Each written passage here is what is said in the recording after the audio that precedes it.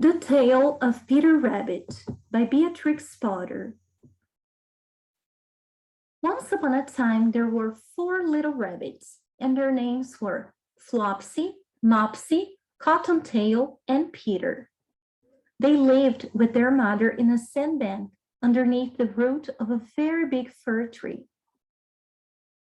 "Now, my dears," said old Mrs. Rabbit one morning, "you may go into the fields or down the lane, but don't go into Mr. McGregor's garden. Your father had an accident there.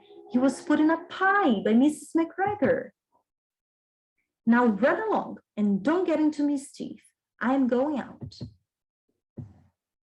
Then old Mrs. Rabbit took a basket and her umbrella and went through the wood to the baker's. She bought a loaf of brown bread and 5 currant buns. Flopsy, Mopsy, and Cottontail, who were good little bunnies, went down the lane to gather blackberries. But Peter, who was very naughty, ran straight away to Mr. McGregor's garden and squeezed under the gate.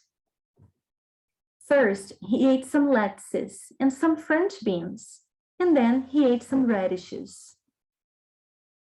And then, feeling rather sick, he went to look for some parsley.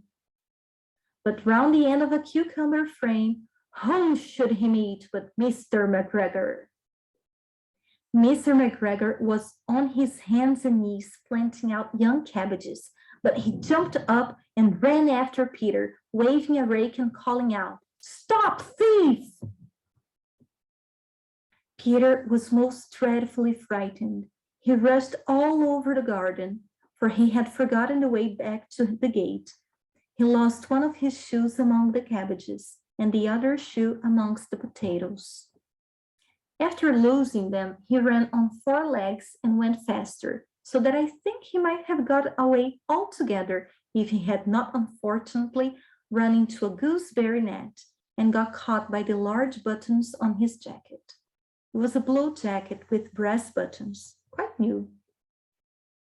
Peter gave himself up for lost and shed big tears, but his sobs were overheard by some friendly sparrows who flew to him in great excitement and implored him to exert himself. Mr. McGregor came up with a sieve, which he intended to pop upon the top of Peter, but Peter wriggled out just in time, leaving his jacket behind him, and rushed into the tool shed and jumped into a can. It would have been a beautiful thing to hide in if he had not had so much water in it. Mr. McGregor was quite sure that Peter was somewhere in the tool shed, perhaps hidden underneath a flower pot. He began to turn them over carefully, looking under each. Presently, Peter sneezed. "Achoo!" Mr. McGregor was after him in no time and tried to put his foot upon Peter, who jumped out of a window, upsetting 3 plants. The window was too small for Mr. McGregor, and he was tired of running after Peter. He went back to his work. Peter sat down to rest. He was out of breath and trembling with fright, and he had not the least idea which way to go. Also, he was very damp with sitting in that can. After a time, he began to wander about, going lipty, not very fast, and looking all round.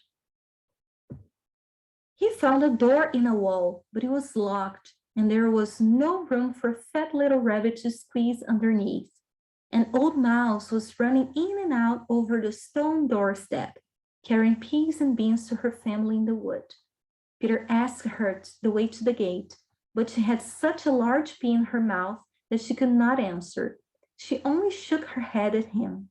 Peter began to cry. Then he tried to find his way straight across the garden, but he became more and more puzzled. Presently, he came to a pond where Mr. McGregor filled his water cans. A white cat was staring at some goldfish. She sat very, very still, but now and then the tip of her tail twitched as if it were alive. Peter thought it best to go away without speaking to her. He had heard about cats from his cousin, little Benjamin Bunny. He went back towards the tool shed, but suddenly, quite close to him, he heard the noise of a hoe. Scratch, scratch, scratch, scratch. Peter scuttered underneath the bushes, but presently, as nothing happened, he came out and climbed upon a wheelbarrow and peeped over. The first thing he saw was Mr. McGregor hoeing onions. His back was turned towards Peter, and beyond him was the gate. Peter got down very quietly off the wheelbarrow and started running as fast as he could go along a straight walk behind some blackcurrant bushes. Mr. McGregor caught sight of him at the corner, but Peter did not care. He slipped underneath the gate and was safe at last in the wood outside the garden. Mr. McGregor hung up the little jacket and the shoes for a scarecrow to frighten the blackbirds. Peter never stopped running or looked behind him till he got home to the big fir tree. He was so tired that flopped down upon the nice soft sand on the floor of the rabbit hole and shut his eyes. His mother was busy cooking. She wondered what he had done with his clothes. It was the second little jacket and pair of shoes that Peter had lost in a fortnight. I'm sorry to say that Peter was not very well during the evening. His mother put him to bed and made some chamomile tea, and she gave a dose of it to Peter, 1 tablespoon to be taken at bedtime. But Flopsy, Mopsy, and Cottontail had bread and milk and blackberries for supper. The end.